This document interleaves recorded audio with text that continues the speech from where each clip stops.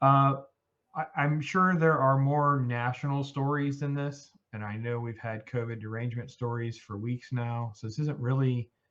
I don't even care. I'm not calling this COVID derangement syndrome. This is just freaking evil, man. And I want your take because maybe I'm overreacting, but this is the Boston Hospital story. Basically, they removed this guy from the heart transplant list because he's unvaxxed. So he's 31 years old, has two kids, kid on the way. His name is DJ Ferguson. He is in the hospital, been in the hospital since November, and they said that given the shortage of available organs, we do everything we can to ensure a patient who receives a transplanted organ has the greatest chance of survival. And then it says that they require the COVID vaccine, lifestyle behaviors, those kinds of things. So I don't know about you. You're familiar with the story. You actually saw the story long before I did. So what is your initial impression of the story, and then have you dove a little deeper to kind of steer me away from my hysterics? Because right now I'm so seeing red and I don't know what to think. No, I am also. I think they're trying to treat it as if you're a lung transplant recipient, you can't be smoking cigarettes, right? If you're a liver transplant recipient, you can't still be drinking the sauce. I guess that's how they're looking at it. However, listening or reading some of the quotes from his wife, it sounds like he's already got issues with a large heart, and the vaccine. Her concern is the vaccine could cause damage to her heart or to his heart, and maybe even prior to the surgery. At least that's what I remember. And Yeah, I have the quote here from the mom. The mom says he's had intermittent heart issues, so that's why he's informed against vaccine. He also knew that traditionally vaccines took years to be approved. So he was just like, he was a little hesitant, but obviously, and there has been extremely rare reporting on heart issues. The dad basically reiterated the same thing, talks about, he's fighting courageously and those kinds of things. The thing that even made it worse is we have health professionals double down in on this. So this was Dr. Arthur Kaplan. He's the head of medicine over at NYU. no, he's not. Grossman's, go ahead. No, he. That's the bioethicist we talked about last week. Yeah. He had no problem jumping right in again this week. The organs are scarce, and we are not going to distribute them to someone who has poor chance of living when others who are vaccinated have a better chance post surgery of surviving. Okay, listen, you and I have Well, both well, are do we know? familiar Do we with know that though? transplants, man. You know how hard it is to match up a heart.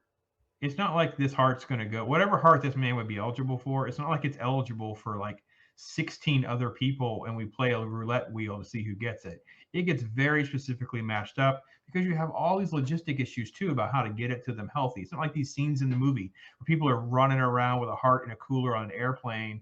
Listen, Leslie Nielsen and Kareem Abdul-Jabbar give you updates on when your plane's going to land. Um, this is so evil and insulting. I don't know. I had a hard time, man, because this is what we talked about happening, but now it's actually here.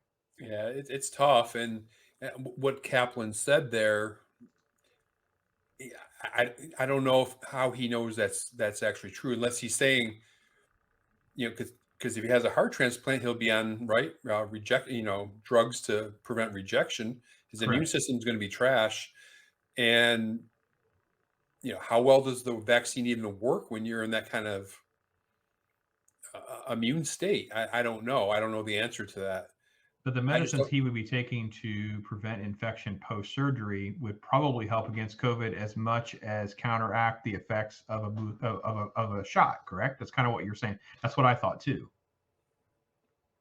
So yeah, that's what I'm saying. I just don't know how Kaplan knows that's the right answer. But I mean, I don't know, so I can't really say. Uh, this But is. would I Go ahead. would I from a medical and ethical standpoint, would I want to prevent this man who has a family from getting a heart? Jeez, I don't know, man. I mean, No way, man. yeah, No, this is effing evil, man. You cannot. These people, this is literally like the death panel nonsense that we always talk about. This is literally the crap that these other countries have done. This is not what we do. I got to be honest at this point. I hope this family is on the phone and they're like trying to figure out how to get to another hospital. And they're just like, screw this. No, it's effing evil. Get on some talk shows, pressure this hospital to wake up. This vax unvax nonsense is nothing more than like social engineering. It has nothing to do with the science. I don't want to hear about any follow the science when you're telling a heart transplant recipient his name gets struck from the list because he didn't get your jab when he has a heart problem. One of the few things that at least is statistically possible. Okay. Plus, like well, you and I were talking about, the meds that he's going to be on to prevent infection and to have this surgery work would help fight off the infection and possibly would counteract the vaccine. I mean, oh, this is such a muddled mess and so into a new area of ethics that is just frightening, gross. I guess I would be curious suppose he did check with TGH, would they have the same policy?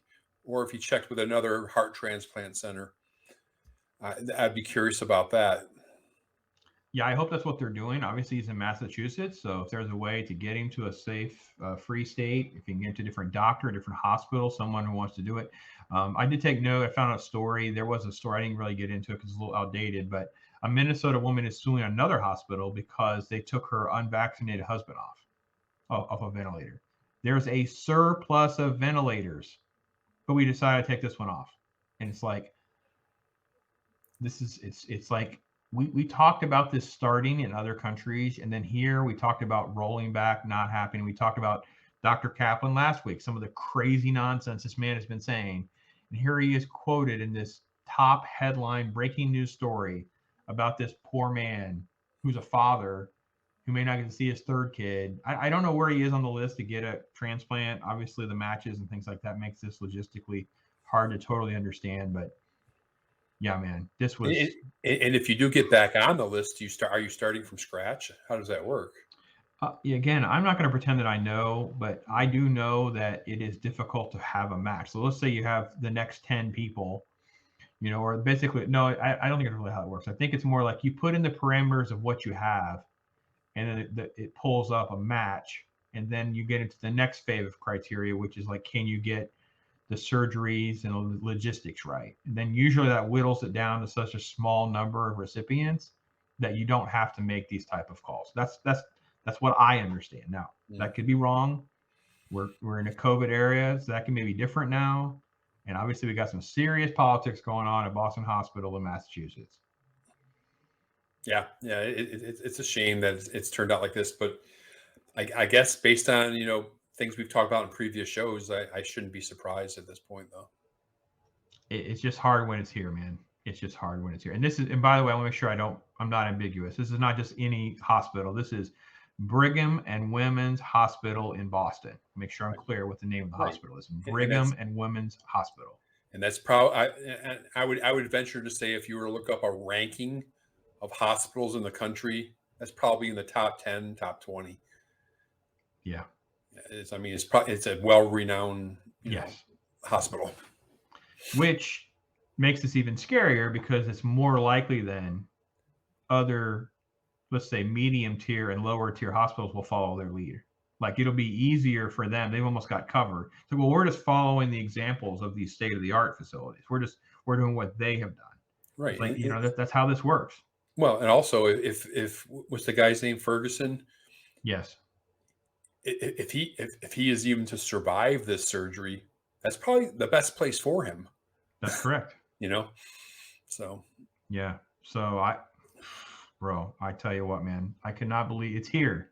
And it's like one of these things where we have talked about it, and now it's like, please, no. And sure enough, man, it's yeah.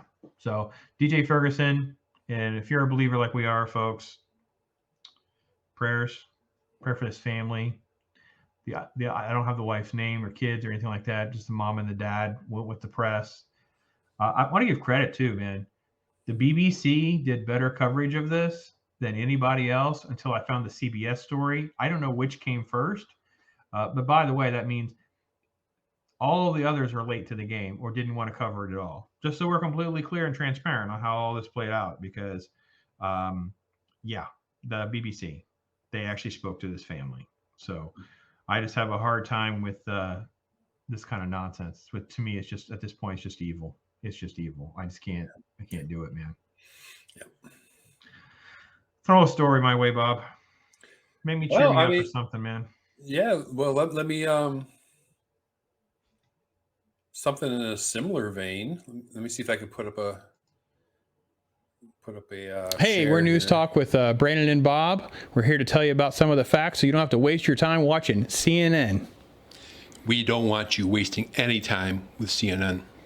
Or Fox or MSNBC or some of these other guys that are making a whole lot of money. Et cetera, et cetera. It's not paying.